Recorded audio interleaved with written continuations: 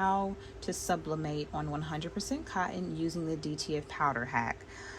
So in this video, what you're gonna need is you're gonna need some DTF film. This is a brand that I am using. This is a double-sided, so it doesn't really matter how you input this inside of the printer. That's my heat press heating up. You're gonna need some type of transfer DTF powder, and all of this will be linked in the description box below.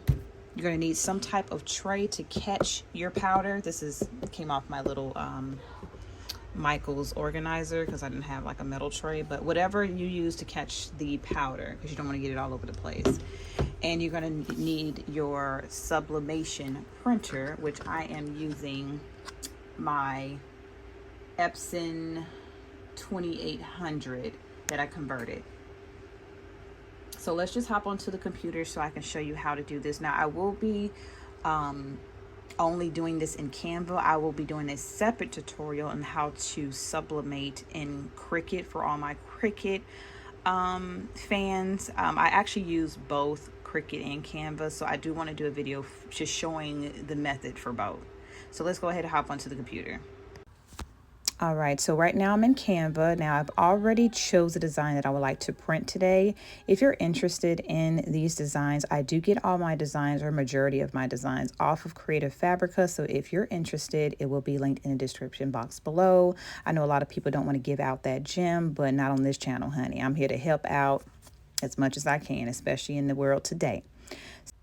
So my printer only prints 8.5 by 11. So this is the biggest I could make my canvas.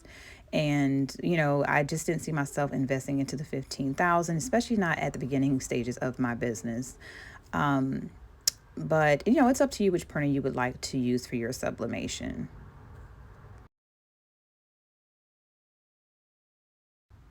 So I'm going to take it to the home screen as though I just opened up my Canva. So I'm going to create a new design.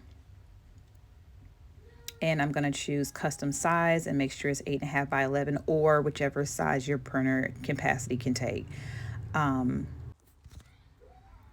you have everything aligned correctly on the page and you're ready to go ahead and print, at the top right hand corner, you're going to hit on share. You're going to hit download, change it to PDF print.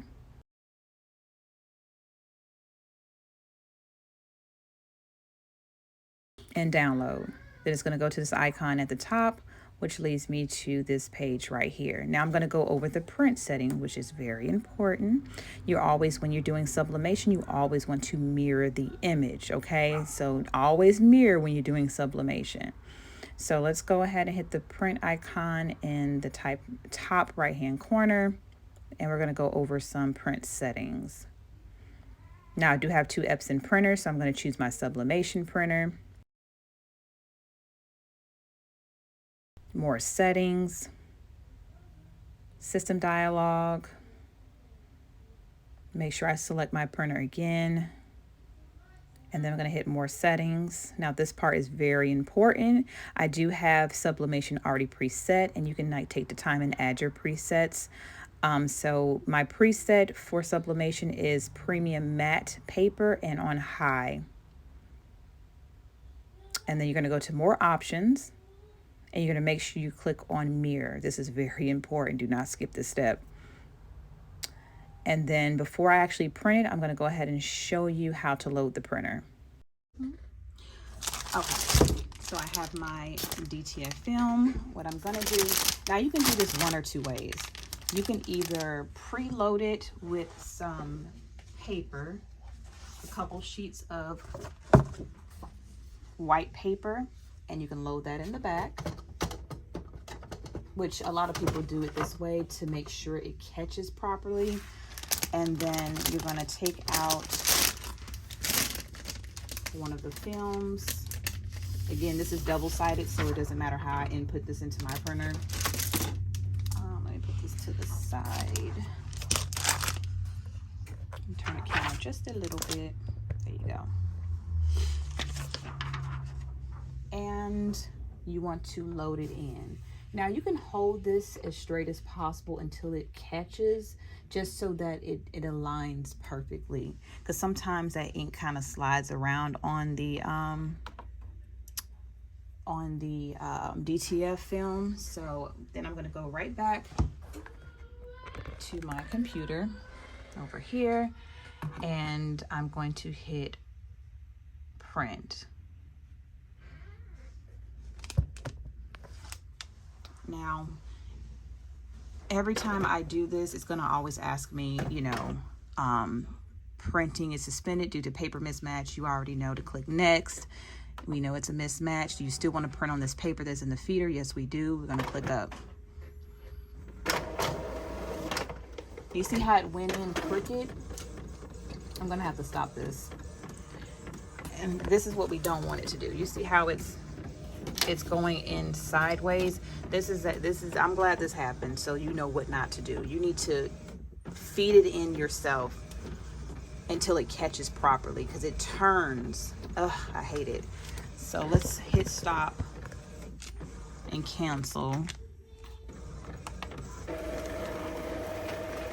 Yeah, it was starting to do its thing. Like I said, it was going to come out crooked, and I don't want this to be aligned incorrectly. So let's grab another sheet of paper or DTF film.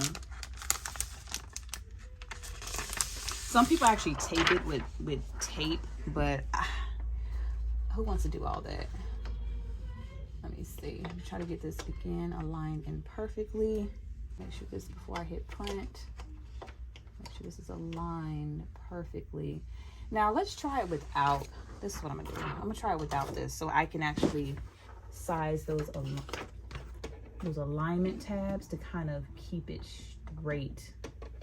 Let's see if this works out without this. Some people use paper, but let's do it without paper. And let's hit print. Hit firm. Of course, we're gonna hit next. Let's see. Okay, that went in straight. So with this paper, you don't have to use the paper. I know some printers, you have to use some type of paper to kind of tape it to and all that stuff. We're gonna use it without. Whatever works.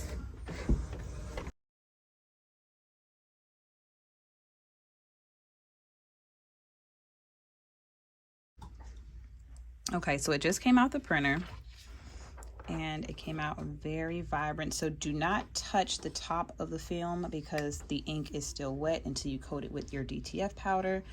I really like how the colors came out, so I'm gonna sit it inside of my tray here, and I'm gonna take my powder and I'm going to sprinkle this all over.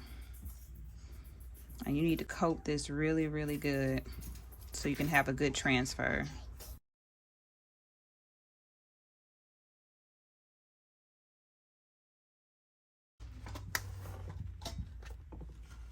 Come on.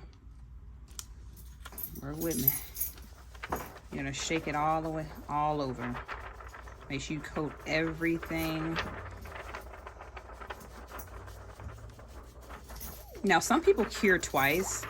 For this video, I'm not gonna cure twice. I'm just gonna cure it one time, which is what I typically would do. I feel like that's coated really good. So now I'm gonna go over to the heat press, and I'm gonna heat this up until it's translucent. So 1 second. I did purchase a heat gun. Now, this is gonna be easier to cure this quickly.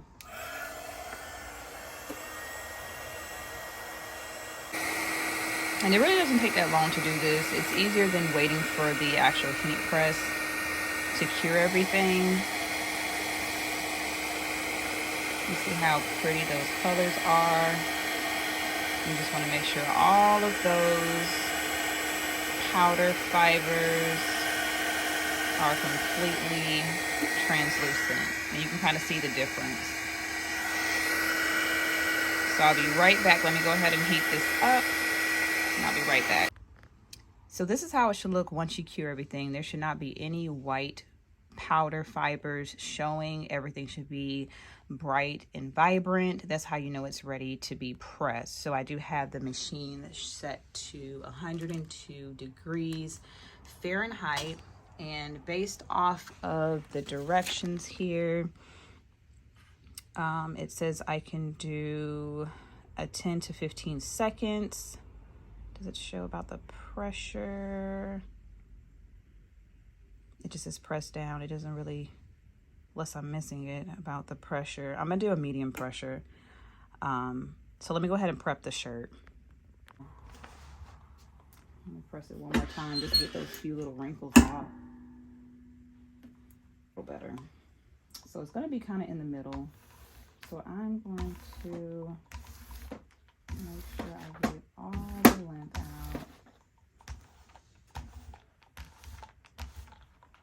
I'm gonna try to, don't want to mess it up, so just mark the middle like that so I can kind of see what the middle of the design is. I say right there will be nice and pretty. You know what's so crazy? I know some people press for longer. I just feel like 15 seconds is not going to do it. So I think I'm going to do, just to be safe, and I'll just do it once, 40 seconds.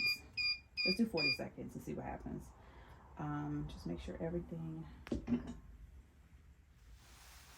so where all that heat can hit it at one time.